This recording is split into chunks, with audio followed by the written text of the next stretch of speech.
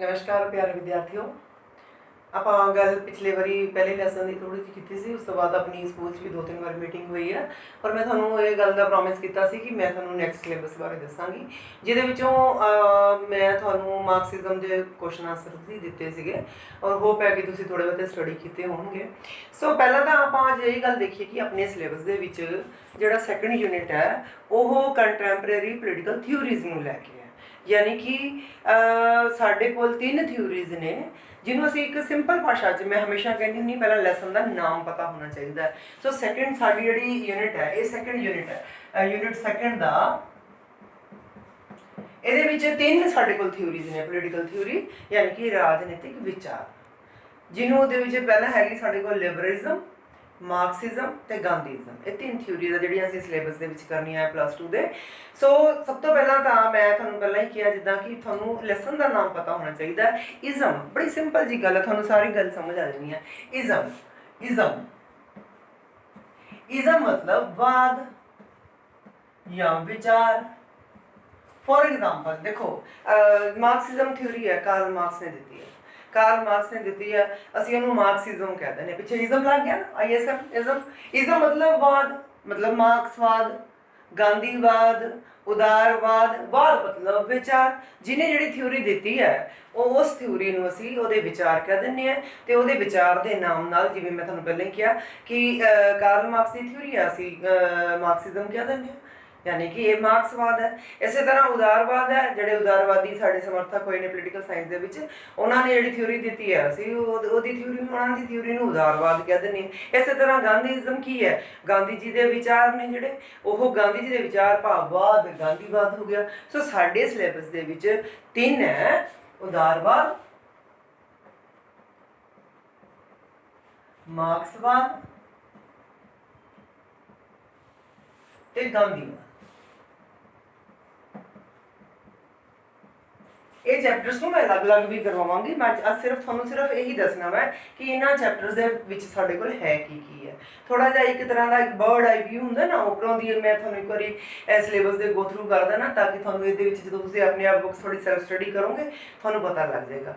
सो तुम हुण इस हफ्ते का काम थोड़ा यही है। मार्क्सवाद तुम काफ़ी मैं थोड़ा करवाया सी, क्वेश्चन आंसर भेजे थे थोड़े व्हाट्सएप ग्रुप पर और बच्चों ने किए भी। मैं जो हूँ तुहानूं मीटिंग की है मंडे को मिले हैं तो वो काफ़ी काम किया होया सी, अच्छा किया होया सीगा। इस तरह अज थोड़ा जिहा उदारवाद बारे भी पढ़ांगे तो गांधीवाद बारे भी पढ़ांगे, सिर्फ मोटा मोटा ये है की है। हुण सब तो पहला आपां लैके चलीए उदारवाद। मैं तुहानूं हुणे ही दसदा कि वाद मतलब विचार, उदारवाद मतलब जिन्हें भी ये विचार दिते ने इस थ्योरी नूं उहदे नाम ते चलिया। पर इहदे विच एक इंपॉर्टेंट गल की है, देखो बेटा मार्क्सवाद, कार्ल मार्क्स जिहड़ा थिंकर होया पोलीटिकल थिंकर, उहदी थ्योरी नूं उहदे विचारां नूं मार्क्सवाद कहंदे आ। गांधीवाद जिहड़ा है वो पता है सानूं महात्मा गांधी जी की थ्योरी साडे फादर ऑफ नेशन, उन्होंने जिहड़ी थ्योरी है पोलीटिकल उन्होंने जिहड़े आइडियोलॉजी है उन्होंने थॉट्स ने उन्होंने असीं गांधीवाद कह दिंदे आ। लेकिन उदारवाद दे विच की है, उदारवाद जिहड़ा है बेटे किसी एक डेट तो नहीं आया, किसी एक पोलीटिकल थिंकर ने नहीं दिता। ये बहुत सारे पोलीटिकल थिंकर ने और बहुत सारे एक फिक्स डेट तो यदा जन्म नहीं होया सी। ये नहीं कह सकते भी उदारवाद इत्थों शुरू होया, यदा विकास जिहड़ा वै ये सहजे सहजे होया है और काफ़ी टाइम लग्या इसनूं। और एक होर बड़ी इंपॉर्टेंट गल है ये उदारवाद जिथों ये स्टार्ट होया जिहड़ी थ्योरीज नूं लैके ये पोलीटिकल थिंकर चले आ, हौली हौली उन्होंने विचार परिवर्तित होंदे गए। हुण मैं तुहानूं एग्जाम्पल दे के दसदी हां भी किस तरह उदारवाद लईए। उदारवाद यानी कि लिबरलिज्म, लिबरलिज्म यह लातीनी भाषा के शब्द लिबरस तो लिया। लिबरस लिबरस लातीनी भाषा का शब्द है जिहदे मैंने हुंदा वै स्वतंत्र व्यक्ति। सो ये लिबरस शब्द तो लिया वै स्वतंत्र व्यक्ति, लिबरलिज्म। सो ये एक इंपॉर्टेंट गल तुसीं याद रखनी है कि ये 2 रूप ने लिबरलिज्म के, 2 रूप ने या असीं कह दईए भी ये 2 तरह के लिबरलिज्म है। पहला जिहड़ा लिबरलिज्म है जिहनूं असीं परंपरावादी कहने आ, परंपरावादी, इन्हूं असीं शास्त्रीय उदारवाद भी कह दिंदे हैं। नाम नहीं बेटा तुसीं की कहंदे आ कन्फ्यूज नहीं होना, इक्को ही गल है। यानी कि प्राचीन जिहड़ा शुरुआत जिथों हुई है परंपरावादी या शास्त्रीय उदारवाद, इन्हूं असीं आधुनिक उदारवाद भी कह दिंदे हैं या समकाली, समकाली उदारवाद यानी कि मॉडर्न ਮਾਡਰਨਿਜ਼ਮ ਆਧੁਨਿਕ ਉਦਾਰਵਾਦ। ਸੋ ਇਹ ਪਰੰਪਰਾਵਾਦੀ ਉਦਾਰਵਾਦ ਹੈ। ਹੁਣ ਲਿਬਰਲਿਜ਼ਮ ਦੇ ਵਿੱਚ ਕੀ ਸੀਗਾ ਕਿ ਇਹਦੇ ਪੋਲੀਟੀਕਲ ਜਿਹੜੇ ਥਿੰਕਰ ਹੋਏ ਨੇ ਬਹੁਤ ਸਾਰੇ ਨੇ, ਹੌਬਸ, ਲੌਕ, ਰੂਸੋ, ਮੈਕਾਈਵਰ, ਮੌਂਟੈਸਕਿਊ, ਟੀ.ਐਚ. ਗ੍ਰੀਨ, ਇਹ ਸਾਰੇ ਜਿਹੜੇ ਪੋਲੀਟੀਕਲ ਥਿੰਕਰ ਨੇ ਇਹ ਉਦਾਰਵਾਦੀ ਨਾਲ ਸੰਬੰਧਿਤ ਨੇ। ਇਸ ਤੋਂ ਪਹਿਲਾਂ ਜਿਹੜਾ ਸੋਕਰੇਟ ਸੀ, ਪਲੇਟੋ ਸੀ, ਇਹਨਾਂ ਤੋਂ ਸਟਾਰਟ ਹੋਈ ਆਪਾਂ ਮੰਨ ਸਕਦੇ ਹਾਂ। ਸੋ ਪਰੰਪਰਾਵਾਦੀ ਉਦਾਰਵਾਦੀ ਕੀ ਕਹਿੰਦੇ ਸੀਗੇ ਕਿ man is born free but everywhere he is in chains. ਆਦਮੀ ਜਿਹੜਾ ਸੁਤੰਤਰ ਪੈਦਾ ਹੋਇਆ ਉਹਨੂੰ ਬਹੁਤ ਜ਼ਿਆਦਾ ਸੁਤੰਤਰਤਾ ਦਿਓ। ਯਾਨੀ ਕਿ ਇਹ ਪਰੰਪਰਾਵਾਦੀ ਜਿਹੜੇ ਉਦਾਰਵਾਦੀ ਸੀ ਉਹ ਆਦਮੀ ਦੀ, ਮਨੁੱਖ ਦੀ ਅਸੀਮਿਤ ਸੁਤੰਤਰਤਾ ਦੇ ਵਿੱਚ ਵਿਸ਼ਵਾਸ ਕਰਦੇ ਸੀ। ਭਾਵ ਕਿ ਵਿਅਕਤੀ ਨੂੰ ਜ਼ਿਆਦਾ ਤੋਂ ਜ਼ਿਆਦਾ ਸੁਤੰਤਰਤਾ ਦਿਓ। ਉਹ ਦੂਸਰੀ ਗੱਲ ਇਹਨਾਂ ਦੀ ਇੱਕ ਪੋਲੀਟੀਕਲ ਥਿਊਰੀ ਹੋਰ ਸੀਗੀ ਕਿ ਜਿਹੜਾ ਰਾਜ ਹੈ ਇੱਕ ਜ਼ਰੂਰੀ ਬੁਰਾਈ ਹੈ। ਰਾਜ ਇੱਕ ਜ਼ਰੂਰੀ ਬੁਰਾਈ ਹੈ, ਇੰਪੋਰਟੈਂਟ ਨਹੀਂ ਸੀ। ਉਹ ਕਹਿੰਦੇ ਵੀ ਰਾਜ ਜਿਹੜਾ ਵਾ ਹੋਣਾ ਹੀ ਨਹੀਂ ਚਾਹੀਦਾ, ਇੱਕ ਬਨਾਵਟੀ ਸੰਸਥਾ ਵਾ। ਇਹ ਲੋਕਾਂ ਨੂੰ ਚੇਨ ਦੇ ਵਿੱਚ ਜਕੜਦੀ ਹੈ, ਜ਼ਿਆਦਾ ਹਾਵੀ ਹੋਣ ਦੀ ਕੋਸ਼ਿਸ਼ ਕਰਦੀ ਹੈ। ਸੋ ਜਿਹੜਾ ਇਹ ਪਰੰਪਰਾਵਾਦੀ ਉਦਾਰਵਾਦ ਰਾਜ ਦੇ ਬਹੁਤੇ ਪੱਖ ਵਿੱਚ ਨਹੀਂ ਸੀ। ਉਹ ਕਹਿੰਦੇ ਸੀ ਵੀ ਰਾਜ ਦੀ ਭੂਮਿਕਾ ਸਿਰਫ ਅੰਦਰੂਨੀ ਤੇ ਬਾਹਰੀ ਜਿਹੜੀ ਕੀ ਕਹਿੰਦੇ ਆ ਜਿਵੇਂ ਪੁਲਿਸ ਜਿਹੜੇ ਕੰਮ ਨੇ ਸਿਰਫ ਉੱਥੇ ਤੱਕ ਸੀਮਿਤ ਰਹਿਣੀ ਚਾਹੀਦੀ ਹੈ, ਵੀ ਉਹਨੂੰ ਦਖਲਅੰਦਾਜ਼ੀ ਨਹੀਂ ਕਰਨੀ ਚਾਹੀਦੀ, ਖੁੱਲ੍ਹੇ ਵਪਾਰ ਦੀ ਨੀਤੀ ਹੋਣੀ ਚਾਹੀਦੀ ਹੈ। ਲੇਕਿਨ ਇੱਥੇ ਆਉਂਦੇ ਇਹਨਾਂ ਦੇ ਵਿਚਾਰ ਕਿਸ ਤਰ੍ਹਾਂ ਚੇਂਜ ਹੋਏ ਤੁਸੀਂ ਇਹ ਦੇਖੋ। ਪੋਲੀਟੀਕਲ ਥਿੰਕਰਸ ਦੇ ਜਿਹੜੇ ਸਮਕਾਲੀ ਉਦਾਰਵਾਦੀ ਨੇ ਉਹਨਾਂ ਨੇ ਕਿਹਾ ਵੀ ਨਹੀਂ, ਆਦਮੀ ਨੂੰ ਅਗਰ ਤੁਸੀਂ ਬਹੁਤ ਸਾਰੀਆਂ ਸੁਤੰਤਰਤਾ ਦੇ ਦੋਗੇ, ਫੋਰ ਐਗਜ਼ਾਮਪਲ ਮੈਂ ਤੁਹਾਨੂੰ ਕਹਿ ਦਾਂ ਵੀ ਤੁਸੀਂ ਜੋ ਮਰਜ਼ੀ ਕਰੋ। ਹੁਣ ਕੋਈ ਕਹੇਗਾ ਵੀ ਮੈਂ ਤਾਂ ਜੀ ਆਹ ਦੇਖੋ ਜੀ ਮੈਂ ਤਾਂ ਜੀ ਛੱਤ ਤੋਂ ਛਾਲ ਮਾਰੂੰਗਾ, ਕਿ ਇਹ ਠੀਕ ਹੈ? ਨਹੀਂ। ਲੇਕਿਨ ਜੇ ਉਦਾਰਵਾਦੀ ਆਪਾਂ ਪਰੰਪਰਾਵਾਦੀ ਕਹਿੰਦੇ ਨਹੀਂ, ਜੋ ਉਹਦਾ ਦਿਲ ਕਰਦਾ ਉਹਨੂੰ ਕਰਨ ਦਿਓ।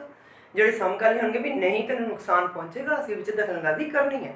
ਸੋ ਜਿਹੜੀਆਂ ਸੁਤੰਤਰਤਾਵਾਂ ਨੇ, ਅਸੀਮਿਤ ਸੁਤੰਤਰਤਾ ਨੂੰ ਜਿਹੜੇ ਆਪਣੇ ਸਮਕਾਲੀ ਉਦਾਰਵਾਦੀ ਹੈ ਇਹ ਉਹਦੇ 'ਚ ਵਿਸ਼ਵਾਸ ਨਹੀਂ ਕਰਦੇ ਸੀ। ਇਸੇ ਤਰ੍ਹਾਂ ਇਹ ਰਾਜ ਨੂੰ ਜ਼ਰੂਰੀ ਬੁਰਾਈ ਨਹੀਂ ਮੰਨਦੇ ਸਮਕਾਲੀ। ਇਹ ਜਿਹੜੇ ਸੀਗੇ ਪਰੰਪਰਾਵਾਦੀ ਇਹ ਰਾਜ ਨੂੰ ਇੱਕ ਜ਼ਰੂਰੀ ਬੁਰਾਈ ਮੰਨਦੇ ਆ। ਲੇਕਿਨ ਜਿਹੜੇ ਸਮਕਾਲੀ ਹੈ ਇਹ ਰਾਜ ਨੂੰ ਇੱਕ ਕਲਿਆਣਕਾਰੀ ਸੰਸਥਾ ਮੰਨਦੇ ਆ। ਵੀ ਭਾਵ ਕਿ ਰਾਜ ਜਿਹੜਾ ਵੈ ਉਹ ਵਿਅਕਤੀ ਦੀ ਸ਼ਖਸੀਅਤ ਨੂੰ ਬਹੁਤ ਅੱਗੇ ਲੈ ਕੇ ਜਾਂਦਾ ਵਾ। ਸੋ ਦੇਖੋ ਤੁਸੀਂ ਥਿਊਰੀ ਕਿੱਦਾਂ ਚੇਂਜ ਹੋਈ।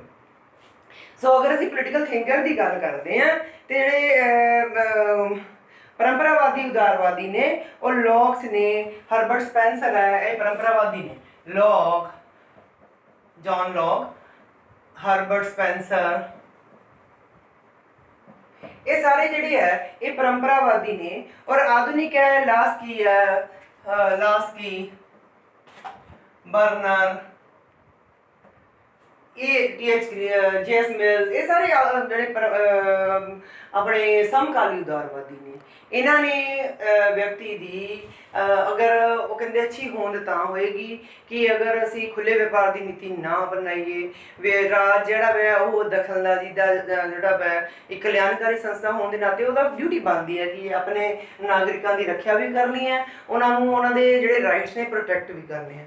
ਸੋ ਇਹ ਸਾਡਾ ਉਦਾਰਵਾਦ ਦੇ ਵਿੱਚ ਥੋੜ੍ਹਾ ਜਿਹਾ ਬਸ ਯਾਦ ਰੱਖਣਾ ਹੈ ਕਿ ਉਦਾਰਵਾਦ ਜਿਹੜਾ ਵੈ ਉਹ ਕਿਸੇ ਇੱਕ ਡੇਟ ਤੋਂ ਨਹੀਂ ਸਟਾਰਟ ਹੋਇਆ, ਬਲਕਿ ਇਹਦਾ ਜਿਹੜਾ ਵਿਕਾਸ ਹੈ ਉਹ ਸਹਿਜੇ ਹੋਇਆ। ਦੂਜੀ ਗੱਲ ਯਾਦ ਰੱਖਣੀ ਹੈ ਕਿ ਉਦਾਰਵਾਦ ਦੇ ਦੋ ਰੂਪ ਨੇ, ਪਰੰਪਰਾਵਾਦੀ ਉਦਾਰਵਾਦ ਤੇ ਸਮਕਾਲੀ ਉਦਾਰਵਾਦ। ਭਾਵ ਜਿਹੜੇ ਪਰੰਪਰਾਵਾਦੀ ਸੀਗੇ ਜਿਹਨੂੰ ਅਸੀਂ ਸ਼ਾਸਤਰੀ ਉਦਾਰਵਾਦੀ ਵੀ ਕਹਿ ਦਿੰਦੇ ਹਾਂ, ਉਹ ਕਹਿੰਦੇ ਸੀਗੇ ਕਿ ਮਨੁੱਖ ਦੀ ਬਹੁਤ ਸੁਤੰਤਰਤਾ 'ਚ ਵਿਸ਼ਵਾਸ ਰੱਖਦੇ ਸੀਗੇ। ਉਹ ਰਾਜ ਨੂੰ ਇੱਕ ਜ਼ਰੂਰੀ ਬੁਰਾਈ ਮੰਨਦੇ ਸੀਗੇ। ਉਹ ਰਾਜ ਦੀ ਦਖਲਅੰਦਾਜ਼ੀ ਨੂੰ ਉਹ ਅੱਛਾ ਨਹੀਂ ਸਮਝਦੇ ਸੀ। ਇਹਦੇ ਵਿਪਰੀਤ ਇੱਥੇ ਆਉਂਦੇ ਇਹ ਮਨੁੱਖੀ ਸੁਤੰਤਰਤਾ 'ਚ ਵਿਸ਼ਵਾਸ ਤਾਂ ਰੱਖਦੇ ਆ, ਲੇਕਿਨ ਮਨੁੱਖੀ ਸੁਤੰਤਰਤਾ ਸੀਮਿਤ ਹੋਣੀ ਚਾਹੀਦੀ ਹੈ। ਭਾਵ ਵਿਅਕਤੀ ਅੱਛੀ ਤਰ੍ਹਾਂ ਵਿਕਸਿਤ ਹੋ ਸਕੇ, ਨਾ ਕਿ ਉਹ ਬਿਲਕੁਲ ਹੀ ਉਹਨੂੰ ਖੁੱਲ੍ਹਾ ਛੱਡ ਦਿੱਤਾ ਜਾਵੇ। ਇਸੇ ਤਰ੍ਹਾਂ ਰਾਜ ਨੂੰ ਵੀ ਦਖਲਅੰਦਾਜ਼ੀ ਦੇ ਸਿਧਾਂਤ ਨੂੰ ਉਹ ਮੰਨਦੇ ਆ, ਕਿਉਂਕਿ ਰਾਜ ਨੂੰ ਇੱਕ ਕਲਿਆਣਕਾਰੀ ਸੰਸਥਾ ਮੰਨਦੇ ਆ। ਹੁਣ ਆ ਜਾਈਏ ਆਪਾਂ ਮਾਰਕਸਵਾਦ ਤੇ। ਇਹ ਤੁਸੀਂ ਥੋੜ੍ਹਾ ਜਿਹਾ ਜ਼ਿਆਦਾ ਪੜ੍ਹਿਆ ਹੋਇਆ। ਮਾਰਕਸਵਾਦ ਜਿਹੜਾ ਵੈ ਇਹ ਕਾਰਲ ਮਾਰਕਸ ਕਾਰਲ ਮਾਰਕਸ ਜਿਹੜੀ ਹੈ ਉਹ ਉਹਦੀ ਥਿਊਰੀ ਹੈ ਕਾਰਲ ਮਾਰਕਸ ਦੀ। ਕਾਰਲ ਮਾਰਕਸ ਜਿਹੜਾ ਵੈ ਉਹਦਾ ਜਨਮ 8 ਮਈ 1818 ਦੇ ਵਿੱਚ ਜਰਮਨੀ ਦੇ ਵਿੱਚ ਹੋਇਆ ਸੀ। ਔਰ ਜਰਮਨੀ ਦੇ ਵਿੱਚ ਹੋਇਆ 8 ਮਈ 1818 ਦੇ ਵਿੱਚ ਇਹਦਾ ਜਨਮ ਜਰਮਨੀ ਦੇ ਵਿੱਚ ਹੋਇਆ ਸੀ। ਇੱਕ ਯਹੂਦੀ ਫੈਮਿਲੀ ਦੇ ਵਿੱਚ ਹੋਇਆ ਸੀਗਾ। ਕਾਰਲ ਮਾਰਕਸ ਦੀ ਜਿਹੜੀ ਵਿਚਾਰਧਾਰਾ ਉਹਨੂੰ ਸੰਪੂਰਨ ਰੂਪ ਦੇ ਵਿੱਚ ਮਾਰਕਸਿਜ਼ਮ ਕਹਿ ਦਿੰਦੇ ਆ, ਮਾਰਕਸਵਾਦ ਕਹਿ ਦਿੰਦੇ ਆ। ਹੁਣ ਕਾਰਲ ਮਾਰਕਸ ਦੀ ਜਿਹੜੀ ਵਿਚਾਰਧਾਰਾ ਸੀਗੀ, ਬੇਟੇ ਇਹ ਯਹੂਦੀ ਪਰਿਵਾਰ ਤੋਂ ਸੀ, ਲੇਕਿਨ ਇਹਦੇ ਫਾਦਰ ਨੇ ਕ੍ਰਿਸਚਨ ਧਰਮ ਅਡਾਪਟ ਕਰ ਲਿਆ ਸੀ, ਈਸਾਈ ਬਣ ਗਏ ਸੀ। ਇਸ ਚੀਜ਼ ਦਾ ਜਿਹੜਾ ਫਰਕ ਹੈ ਉਹਨਾਂ ਤੇ ਬਹੁਤ ਪਿਆ, ਔਰ ਅਖੀਰ ਦੇ ਵਿੱਚ ਉਹ ਧਰਮ ਵਿਰੋਧੀ ਹੋ ਗਏ ਸੀ। ਉਹ ਧਰਮ ਨੂੰ ਅਫੀਮ ਦੀ ਤਰ੍ਹਾਂ ਮੰਨਣ ਲੱਗ ਗਏ ਸੀ ਵੀ ਧਰਮ ਜਿਹੜਾ ਵਾ ਉਹ ਹੋਣਾ ਹੀ ਨਹੀਂ ਚਾਹੀਦਾ। ਇਹ ਵੀ ਇੱਕ ਅਮੀਰਾਂ ਨੇ ਬਣਾਈ ਹੋਈ ਐਸੀ ਸੰਸਥਾ ਵਾ ਕਿ ਜਿਹੜਾ ਘੁਣ ਵਾਂਗੂ ਸਮਾਜ ਨੂੰ ਖਾ ਰਿਹਾ। ਸੋ ਮਾਰਕਸਵਾਦ ਜਿਹੜੀ ਥਿਊਰੀ ਹੈ ਬਹੁਤ ਇੰਪੋਰਟੈਂਟ ਹੈ ਉਹਦੇ, ਔਰ ਮੈਂ ਥੋੜ੍ਹੀਆਂ ਮੋਟੀ ਚੀਜ਼ਾਂ ਦੱਸ ਦੇਣੀਆਂ ਇਹਦੀਆਂ। ਮਾਰਕਸਵਾਦ, ਕਾਰਲ ਮਾਰਕਸ ਨੇ ਆਪਣੇ ਇੱਕ ਬਹੁਤ ਅੱਛੇ ਦੋਸਤ ਫਰੈਡਰਿਕ ਐਂਗਲਸ ਦਾ ਫਰੈਂਡ ਸੀਗੇ, ਉਹਦੇ ਨਾਲ ਮਿਲ ਕੇ ਬਹੁਤ ਸਾਰੀਆਂ ਕਿਤਾਬਾਂ ਦੀ ਵੀ ਰਚਨਾ ਕੀਤੀ, ਆਪਣੀ ਥਿਊਰੀ ਨੂੰ ਅੱਗੇ ਵਧਾਇਆ। ਇੰਪੋਰਟੈਂਟ ਬੁੱਕਸ ਜਿਹੜੀਆਂ ਉਹਨਾਂ ਨੇ ਲਿਖੀਆਂ ਸੀਗਾ, ਦਾਸ ਕੈਪੀਟਲ ਬਹੁਤ ਇੰਪੋਰਟੈਂਟ ਕਿਤਾਬ ਉਹਨਾਂ ਦੀ ਹੈ, ਦਾਸ ਕੈਪੀਟਲ ਤੇ ਕਮਿਊਨਿਸਟ ਮੈਨੀਫੈਸਟੋ। ਹੋਰ ਵੀ ਬਹੁਤ ਸਾਰੀਆਂ ਬੁੱਕਸ ਲਿਖੀਆਂ, ਲੇਕਿਨ ਇਹ ਦੋ ਬਹੁਤ ਇੰਪੋਰਟੈਂਟ ਨੇ, ਦਾਸ ਕੈਪੀਟਲ ਤੇ ਕਮਿਊਨਿਸਟ ਮੈਨੀਫੈਸਟੋ। ਸੋ ਕਾਰਲ ਮਾਰਕਸ ਨੇ ਇੱਕ ਵਰਗ ਸੰਘਰਸ਼ ਦਾ ਸਿਧਾਂਤ ਦਿੱਤਾ। ਕਾਰਲ ਮਾਰਕਸ ਨੇ ਕਿਹਾ ਕਿ ਦੇਖੋ ਜੀ, ਸਾਰੇ ਸਮਾਜ ਦੇ ਵਿੱਚ ਦੋ ਸ਼੍ਰੇਣੀਆਂ ਹੁੰਦੀਆਂ ਨੇ, ਇੱਕ ਅਮੀਰ ਵਰਗ, ਇੱਕ ਗਰੀਬ ਵਰਗ, ਦੋ ਸ਼੍ਰੇਣੀਆਂ ਨੇ। ਅਮੀਰ ਵਰਗ ਤੇ ਗਰੀਬ ਵਰਗ ਹਮੇਸ਼ਾ ਜਿਹੜੇ ਹੈ ਇਹਦਾ ਸੰਘਰਸ਼ ਸਮਾਜ ਦੇ ਵਿੱਚ ਚੱਲਦਾ ਰਹਿੰਦਾ ਵਾ। ਔਰ ਕਿਉਂਕਿ ਅਮੀਰ ਸ਼ੋਸ਼ਣ ਕਰਨ ਵਾਲੀ ਸੰਸਥਾ ਹੈ, ਉਹਨੇ ਕਿਹਾ ਵੀ ਹੌਲੀ ਹੌਲੀ ਦੋਨਾਂ ਸੰਘਰਸ਼ ਚੱਲੇਗਾ, ਲੇਕਿਨ ਇੱਕ ਦਿਨ ਐਸਾ ਆਏਗਾ ਕ੍ਰਾਂਤੀ ਹੋ ਜਾਏਗੀ ਤੇ ਜਿਹੜਾ ਮਜ਼ਦੂਰ ਵਰਗ ਹੈ, ਪੂੰਜੀਪਤੀ ਵਰਗ ਨੂੰ ਖਤਮ ਕਰ ਦੇਗਾ, ਭਾਵ ਗਰੀਬ ਵਰਗ ਅਮੀਰ ਵਰਗ ਨੂੰ ਖਤਮ ਕਰ ਦੇਗਾ ਤੇ ਸਮਾਜ ਜਿਹੜਾ ਵਾ ਇੱਕੋ ਜਿਹਾ ਹੋ ਜਾਏਗਾ। ਉਸ ਤੋਂ ਇਲਾਵਾ ਵਾਧੂ ਮੁੱਲ ਦਾ ਸਿਧਾਂਤ ਹੈ, ਬੜਾ ਇੰਪੋਰਟੈਂਟ ਹੈ, ਤੁਹਾਨੂੰ ਇਹ ਕੁਐਸਚਨ ਤੁਹਾਨੂੰ ਕਰਵਾਇਆ ਵੀ ਹੋਇਆ। ਵਾਧੂ ਮੁੱਲ ਦੀ ਭਾਵ ਮਜ਼ਦੂਰ ਦੀ ਜਿਹੜੀ ਮਜ਼ਦੂਰੀ ਹੈ ਤੇ ਵਸਤੂ ਦੇ ਵੇਚ ਮੁੱਲ ਦੇ ਵਿੱਚ ਜਿਹੜਾ ਅੰਤਰ ਹੈ, ਉਹ ਅਸਲ ਦੇ ਵਿੱਚ ਉਹਦੇ ਹੱਕ ਜਿਹੜਾ ਵਾ ਮਜ਼ਦੂਰ ਦਾ ਵਾ, ਲੇਕਿਨ ਉਹ ਪੂੰਜੀਪਤੀ ਦੀ ਜੇਬ ਚਲ ਜਾਂਦਾ ਵਾ, ਭਾਵ ਬਿਜ਼ਨਸਮੈਨ ਦੀ ਜੇਬ 'ਚ ਚਲ ਜਾਂਦਾ, ਅਮੀਰ ਵਰਗ ਦੀ ਜੇਬ 'ਚ ਚਲ ਜਾਂਦਾ ਵਾ। ਉਹ ਜਿਹੜਾ ਵਾ ਹੱਕ ਵੈਸੇ ਉਹ ਮਜ਼ਦੂਰ ਵਰਗ ਦਾ ਵਾ, ਲੇਬਰ ਕਲਾਸ ਦਾ ਵਾ, ਸੋ ਗਰੀਬ ਵਰਗ ਦਾ। ਸੋ ਇਸੇ ਕਰਕੇ ਇਹ ਖਾਈ ਜ਼ਿਆਦਾ ਵਾ। ਇਸੇ ਤਰ੍ਹਾਂ ਉਹ ਰਾਜ ਨੂੰ ਬਹੁਤ ਗਲਤ ਸਮਝਦੇ ਸੀਗੇ ਕਿ ਰਾਜ ਇੱਕ ਐਸੀ ਸੰਸਥਾ ਵਾ ਜਿਹੜੀ ਅਮੀਰਾਂ ਨੇ ਆਪਣੇ ਫਾਇਦੇ ਲਈ ਬਣਾਈ ਹੈ, ਇਹ ਖਤਮ ਹੋਣੀ ਚਾਹੀਦੀ ਹੈ। ਸੋ ਕਾਰਲ ਮਾਰਕਸ ਦੇ ਅਨੁਸਾਰ ਆਪਾਂ ਨਿਖੇਧੀ ਵੀ ਕਰਾਂਗੇ ਵੀ ਆਪਾਂ ਜਦੋਂ ਇਸ ਚੈਪਟਰ ਨੂੰ ਡਿਟੇਲ ਦੇ ਵਿੱਚ ਅਲੱਗ ਤੋਂ ਕਰਾਂਗੇ, ਉਦੋਂ ਆਪਾਂ ਇਸ ਗੱਲ ਦੀ ਤੁਹਾਨੂੰ ਤਫਸੀਲੀ ਦੱਸਾਂਗੇ ਕਿਹੜੀਆਂ ਗੱਲਾਂ ਸਹੀ ਨੇ ਤੇ ਕਿਹੜੀਆਂ ਗੱਲਾਂ ਨਹੀਂ ਠੀਕ। ਇਸੇ ਤਰ੍ਹਾਂ ਇਤਿਹਾਸ ਦੀ ਭੌਤਿਕਵਾਦੀ ਵਿਆਖਿਆ ਹੈ, ਦਵੰਦਾਤਮਕ ਭੌਤਿਕਵਾਦ ਇਹਨਾਂ ਦੀ ਥਿਊਰੀ ਹੈ। ਇਸੇ ਤਰ੍ਹਾਂ ਉਹਨਾਂ ਨੇ ਕਿਹਾ ਸੀ ਵੀ ਇੱਕ ਦਿਨ ਐਸਾ ਆਏਗਾ ਰਾਜ ਬਿਲਕੁਲ ਸਮਾਜ ਜਿਹੜਾ ਵਾ ਵਰਗਹੀਨ ਰਾਜਹੀਨ ਹੋ ਜਾਏਗਾ, ਇਹ ਇਹਨਾਂ ਦੀ ਥਿਊਰੀ ਸੀ ਥਿੰਕਿੰਗ। ਇਹ ਹੋ ਗਏ ਕਾਰਲ ਮਾਰਕਸ। ਇਸ ਤੋਂ ਬਾਅਦ ਆ ਗਏ ਮਹਾਤਮਾ ਗਾਂਧੀ। ਮਹਾਤਮਾ ਗਾਂਧੀ ਜੀ ਸਾਡੇ ਰਾਸ਼ਟਰਪਿਤਾ ਨੇ, ਤੁਹਾਨੂੰ ਪਤਾ ਹੀ ਹੈ।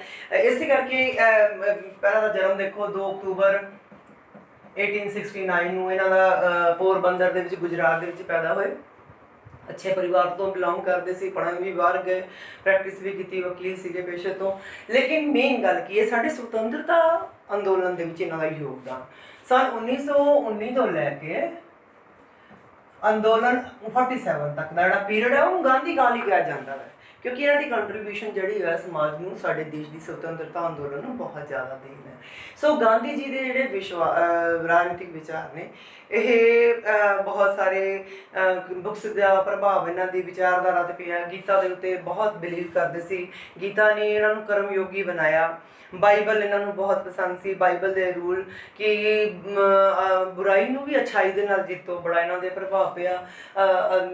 ਜਿਹੜਾ ਕੋਈ ਮਾੜਾ ਵਿਅਕਤੀ ਹੈ ਉਹਦੇ ਲਈ ਵੀ ਪੂਜਾ ਅਰਦਾਸ ਕਰੋ, ਉਹਦੇ ਲਈ ਉਹਦਾ ਵੀ ਭਲਾ ਮੰਗੋ, ਬਾਈਬਲ ਤੋਂ ਸਿੱਖਿਆ। ਇਸੇ ਤਰ੍ਹਾਂ ਬਾਲ ਕ੍ਰਿਸ਼ਨ ਗੋਖਲੇ ਜੀ ਦਾ ਪ੍ਰਭਾਵ ਇਹਨਾਂ ਦਾ ਬਹੁਤ ਰਿਹਾ, ਉਹਨਾਂ ਨੂੰ ਰਾਜਨੀਤਿਕ ਗੁਰੂ ਮੰਨਦੇ ਸੀਗੇ। ਇਸੇ ਤਰ੍ਹਾਂ ਬਾਲ ਗੰਗਾਧਰ ਤਿਲਕ ਜੀ ਦਾ ਪ੍ਰਭਾਵ ਇਹਨਾਂ 'ਤੇ ਬਹੁਤ ਪਿਆ। ਸਵਰਾਜ ਨਾਮ ਦੀ ਜਿਹੜਾ ਕਨਸੈਪਟ ਇਹਨਾਂ ਨੇ ਲਿਆ ਸੀ, ਇੱਥੋਂ ਲਿਆ ਸੀ। ਸੋ ਗਾਂਧੀ ਜੀ ਦੀ ਜਿਹੜੀ ਸਮੁੱਚੀ ਥਿਊਰੀ ਹੈ ਉਹਨਾਂ ਨੂੰ ਅਸੀਂ ਸਮੁੱਚੇ ਰੂਪ 'ਚ ਗਾਂਧੀਵਾਦ ਕਹਿੰਦੇ ਹਾਂ। ਗਾਂਧੀ ਜੀ ਨੇ ਸਭ ਤੋਂ ਪਹਿਲਾਂ ਤਾਂ ਇੰਪੋਰਟੈਂਟ ਚੀਜ਼ ਜਿਹੜੀ ਸੀ ਅਹਿੰਸਾ ਸੀ ਇਹਨਾਂ ਦੀ, ਸੱਤਿਆ ਤੇ ਅਹਿੰਸਾ। ਸੱਤਿਆਗ੍ਰਹਿ ਜਿਹਨੂੰ ਅਸੀਂ ਸ਼ਬਦ ਲੈ ਕੇ ਆਉਂਦੇ ਹਾਂ, ਸੱਤਿਆਗ੍ਰਹਿ ਮਤਲਬ ਸੱਤਿਆ ਦੇ ਪ੍ਰਤੀ ਆਗ੍ਰਹਿ। ਉਹ ਕਹਿੰਦੇ ਸੀ ਵੀ ਕਿਸੇ ਵੀ ਹਾਲਤ ਦੇ ਵਿੱਚ ਝੂਠ ਨਹੀਂ ਬੋਲਣਾ। ਇਹ ਮਹਾਤਮਾ ਗਾਂਧੀ ਜੀ ਦੀ ਬੜੀ ਵੱਡੀ ਵਿਚਾਰਧਾਰਾ ਸੀ ਵੀ ਸੱਚ ਨੂੰ ਆਂਚ ਨਹੀਂ, ਸੱਚ ਅਸੀਂ ਕਹਿੰਦੇ ਸੱਤੇ ਕੋ ਆਂਚ ਨਹੀਂ, ਸੱਚ ਨੂੰ ਬਿਲਕੁਲ ਲੋੜ ਹੀ ਨਹੀਂ ਪੈਂਦੀ ਯਾਦ ਰੱਖਣ ਦੀ। ਝੂਠ ਨੂੰ ਤੁਹਾਨੂੰ ਯਾਦ ਕਰ ਝੂਠ ਬੋਲੋਗੇ ਤੁਹਾਨੂੰ ਭੁੱਲ ਜਾਂਦਾ ਵੀ ਝੂਠ ਅਸੀਂ ਇੱਥੇ ਫਲਾਣੇ ਸਮੇਂ 'ਤੇ ਆਹ ਚੀਜ਼ ਗੱਲ ਕਹੀ ਸੀ, ਕੀ ਕਹੀ ਸੀ, ਭੁੱਲ ਜਾਂਦੀ ਹੈ। ਲੇਕਿਨ ਸੱਚਾਈ ਹੈ, ਸੱਚੇ ਬੰਦੇ ਤੋਂ ਵਿਅਕਤੀ ਡਰਦਾ ਵਾ। ਇਹ ਮਹਾਤਮਾ ਗਾਂਧੀ ਦਾ ਨੀਤੀ ਵਿਚਾਰ ਸੀ। ਉਹ ਕਹਿੰਦੇ ਤੁਸੀਂ ਸੱਚ ਬੋਲਣਾ ਸਿੱਖ ਲਓ, ਹੋਰ ਤੁਹਾਨੂੰ ਕੁਝ ਕਰਨ ਦੀ ਲੋੜ ਹੀ ਨਹੀਂ ਹੈ। ਸੋ ਦੂਸਰੀ ਗੱਲ ਹੈ ਇਹ ਅਹਿੰਸਾ 'ਚ ਵਿਸ਼ਵਾਸ ਕਰਦੇ ਸੀ, ਕਿਸੇ ਜੀਵ ਨੂੰ ਕਸ਼ਟ ਨਹੀਂ ਦੇਣਾ। ਉਹ ਕਹਿੰਦੇ ਸੀ ਇਹ ਨਹੀਂ, ਅਗਰ ਮੈਂ ਕਿਸੇ ਬਾਰੇ ਬੁਰਾ ਸੋਚ ਵੀ ਲਿਆ, ਇੱਕ ਤਰ੍ਹਾਂ ਦੀ ਇਹ ਵੀ ਅਹਿੰਸਾ ਹੈ, ਅਸੀਂ ਹਿੰਸਾ ਕਰਦੇ ਸੀ। ਸੋ ਅਸੀਂ ਮਨ ਵਚਨ ਵਾਣੀ ਨਾਲ ਵੀ ਅਸੀਂ ਕੋਈ ਕਿਸੇ ਨੂੰ ਬੁਰਾ ਨਹੀਂ ਕਹਿਣਾ, ਕਿਉਂਕਿ ਜੇ ਅਸੀਂ ਕਹਿੰਦੇ ਹਾਂ ਤੇ ਇਹ ਵੀ ਹਿੰਸਾ ਦਾ ਹੀ ਰੂਪ ਹੈ। ਸੋ ਤੀਸਰੀ ਇਹਨਾਂ ਦੀ ਸੀਗੀ ਕਿ ਰਾਜ ਨੂੰ ਇਹ ਬਹੁਤ ਇੰਪੋਰਟੈਂਟ ਮੰਨਦੇ ਸੀਗੇ ਕਿ ਰਾਜ ਪ੍ਰੋਟੈਕਟ ਕਰਦਾ ਹੈ ਵਿਅਕਤੀ ਨੂੰ, ਰਾਜ ਦੀ ਹੋਣਾ ਜ਼ਰੂਰੀ ਹੈ, ਪਰ ਰਾਮ ਰਾਜ ਹੋਣਾ ਚਾਹੀਦਾ ਹੈ। ਰਾਮ ਰਾਜ ਮਤਲਬ ਇਹ ਨਹੀਂ ਹੈਗਾ, ਰਾਮ ਰਾਜ ਦਾ ਮਤਲਬ ਉਹਨਾਂ ਦਾ ਇਹ ਕਨਸੈਪਟ ਸੀ ਕਿ ਸਾਰੇ ਵਿਅਕਤੀਆਂ ਨੂੰ ਇੰਪੋਰਟੈਂਸ ਦਿੱਤੀ ਜਾਵੇ, ਸਾਰੇ ਵਿਅਕਤੀਆਂ ਨੂੰ ਸੁਤੰਤਰਤਾ ਹੋਵੇ, ਸਾਰੇ ਵਿਅਕਤੀ ਆਪਣੇ ਅਧਿਕਾਰ ਨੂੰ ਮੰਨਣ। ਤੇ ਦੂਸਰੀ ਗੱਲ ਹੈ, ਇਹ ਪਿੰਡਾਂ ਦੇ ਲੋਕਾਂ ਨੂੰ ਖਾਸ ਤੌਰ ਤੇ ਸਾਡੀਆਂ, ਕਿਉਂਕਿ ਸਾਰਾ ਇੰਡੀਆ 70% ਆਬਾਦੀ ਸਾਡੀ ਪਿੰਡਾਂ 'ਚ ਵਸਦੀ ਹੈ, ਸੋ ਪਿੰਡਾਂ ਨੂੰ ਬਹੁਤ ਜ਼ਿਆਦਾ ਰਾਈਟਸ ਦੇਣ ਦੇ ਇਹ ਵਿਸ਼ਵਾਸ ਕਰਦੇ ਸੀ ਕਿ ਐਸਾ ਸੰਸਥਾਵਾਂ ਉਹਨਾਂ ਨੂੰ ਆਤਮ ਨਿਰਭਰ ਬਣਾਇਆ ਜਾਵੇ। ਉਸ ਤੋਂ ਬਾਅਦ ਸਵਦੇਸ਼ੀ, ਤੁਹਾਨੂੰ ਪਤਾ ਹੀ ਹੈ, ਇਹਨਾਂ ਨੇ ਗੋਖਲੇ ਜੀ ਤੋਂ ਸਵਦੇਸ਼ੀ ਦਾ ਅੰਦੋਲਨ ਜਿਵੇਂ ਇਹਨਾਂ ਨੇ ਕੀਤਾ ਸੀਗਾ ਵੀ ਅਸੀਂ ਆਪਣਾ ਆਤਮ ਨਿਰਭਰ ਹੋਈਏ, ਮੇਨ ਇਹਨਾਂ ਦੀ ਕਨਸੈਪਟ ਸੀਗੀ। ਸੋ ਸਭ ਤੋਂ ਇੰਪੋਰਟੈਂਟ ਚੀਜ਼ ਜਿਹੜੀ ਸੀਗੀ ਕਿ ਇਹਨਾਂ ਦੀ ਸੱਤਿਆਗ੍ਰਹਿ, ਅਹਿੰਸਾ, ਅਸਹਿਯੋਗ, ਸਰਕਾਰ ਨੂੰ ਕਹਿੰਦੇ ਸੀ ਸਿਵਲ ਨਾਫਰਮਾਨੀ, ਅਗਰ ਤੁਹਾਨੂੰ ਲੱਗਦਾ ਵੀ ਸਰਕਾਰ ਠੀਕ ਨਹੀਂ ਕਰਦੀ ਤੇ ਕਹਿਣਾ ਨਾ ਮੰਨੋ। ਸੋ ਇਹ ਸਿਵਲ ਨਾਫਰਮਾਨੀ। ਔਰ ਇੱਕ ਬਹੁਤ ਇੰਪੋਰਟੈਂਟ ਚੀਜ਼ ਸੀ ਹਿਜਰਤ। ਉਹਦੇ 'ਚ ਇਹਨਾਂ ਨੇ ਇਹ ਗੱਲ ਕਹੀ ਸੀ ਹਿਜਰਤ ਦੇ ਵਿੱਚ ਕਿ ਅਗਰ ਤੁਹਾਨੂੰ ਲੱਗਦਾ ਹੈ ਵੀ ਤੁਹਾਡੇ ਨਾਲ ਅਨਿਆਏ ਹੋ ਰਿਹਾ, ਤੁਸੀਂ ਇੰਨੇ ਕਾਬਲ ਨਹੀਂ ਹੋ, ਇੰਨੇ ਤੁਸੀਂ ਸਟਰੋਂਗ ਨਹੀਂ ਹੋ, ਇੰਨੇ ਤੁਸੀਂ ਬਲਸ਼ਾਲੀ ਨਹੀਂ ਹੋ ਕਿ ਤੁਸੀਂ ਮੁਕਾਬਲਾ ਕਰ ਸਕੋ, ਤੇ ਫਿਰ ਤੁਸੀਂ ਉਸ ਜਗ੍ਹਾ ਨੂੰ ਛੱਡ ਕੇ ਚਲੇ ਜਾਓ। ਤੇ ਕਿਉਂਕਿ ਇਸ ਚੀਜ਼ ਦੇ ਨਾਲ ਦੂਸਰੇ ਤੇ ਵਿਅਕਤੀ 'ਤੇ ਅਸਰ ਹੋਏਗਾ, ਕਿਉਂਕਿ ਇਹਨਾਂ ਦਾ ਇਹ ਮੰਨਣਾ ਸੀ ਵੀ ਜਦੋਂ ਅਸੀਂ ਵਿਰੋਧ ਨਹੀਂ ਕਰ ਸਕਦੇ, ਸਾਡੇ 'ਚ ਇੰਨੀ ਪਾਵਰ ਨਹੀਂ, ਹੋ ਸਕਦਾ ਤੁਹਾਨੂੰ ਇਹ ਥਿਊਰੀ ਗਲਤ ਲੱਗੇ, ਇਹ ਲੱਗੇਗਾ ਕਿ ਮਹਾਤਮਾ ਗਾਂਧੀ ਅਨੁਸਾਰ ਵੀ ਉਸ ਜਗ੍ਹਾ ਨੂੰ ਛੱਡ ਕੇ ਚਲੇ ਜਾਓ। ਸੋ ਇਹ ਇਹਨਾਂ ਦੀ ਇੰਪੋਰਟੈਂਟ ਸੀਗੇ।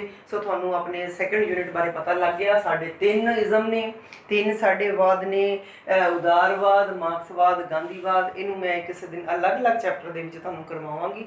ਅੱਜ ਤੱਕ ਦੇ ਇੰਨਾ ਹੀ ਕੰਮ ਬਹੁਤ ਹੈ। ਔਰ ਤੁਸੀਂ ਕੁਐਸਚਨ ਆਨਸਰ ਜਿਹੜੇ ਤੁਹਾਨੂੰ ਮੈਂ ਦਿੱਤੇ ਹੋਏ ਆ, ਮਾਰਕਸਵਾਦ ਦੇ ਤੁਹਾਨੂੰ ਭੇਜੇ ਹੋਏ, ਤੁਸੀਂ ਕਰ ਲਏ ਹੋਣੇ, ਇੱਕ ਵਾਰੀ ਪੜ੍ਹ ਲਿਓ। ਅੱਜ ਤੁਹਾਨੂੰ ਉਦਾਰਵਾਦ ਦੇ ਵੀ ਭੇਜ ਦਾਂਗੀ ਔਰ ਕੱਲ੍ਹ ਨੂੰ ਤੁਹਾਨੂੰ ਗਾਂਧੀਵਾਦ ਦੇ ਪ੍ਰਸ਼ਨ ਭੇਜ ਦਾਂਗੀ। ਇੱਕ ਵਾਰੀ ਗੋ ਥਰੂ ਸਾਰੇ ਤੋਂ ਹੋ ਜਿਓ ਔਰ ਕੋਸ਼ਿਸ਼ ਕਰਿਓ ਆਪਣੇ ਬੁੱਕ ਤੋਂ ਚੈਪਟਰ ਜਦੋਂ ਪੜ੍ਹੋਗੇ ਤੇ ਫਿਰ ਜਦੋਂ ਮੈਂ ਤੁਹਾਨੂੰ ਕਰਾਉਂਗੀ ਇਹ ਚੈਪਟਰ ਔਰ ਤੁਹਾਨੂੰ ਬੜੀ ਆਸਾਨੀ ਨਾਲ ਸਮਝ ਆ ਜਾਊਗਾ। ਧੰਨਵਾਦ।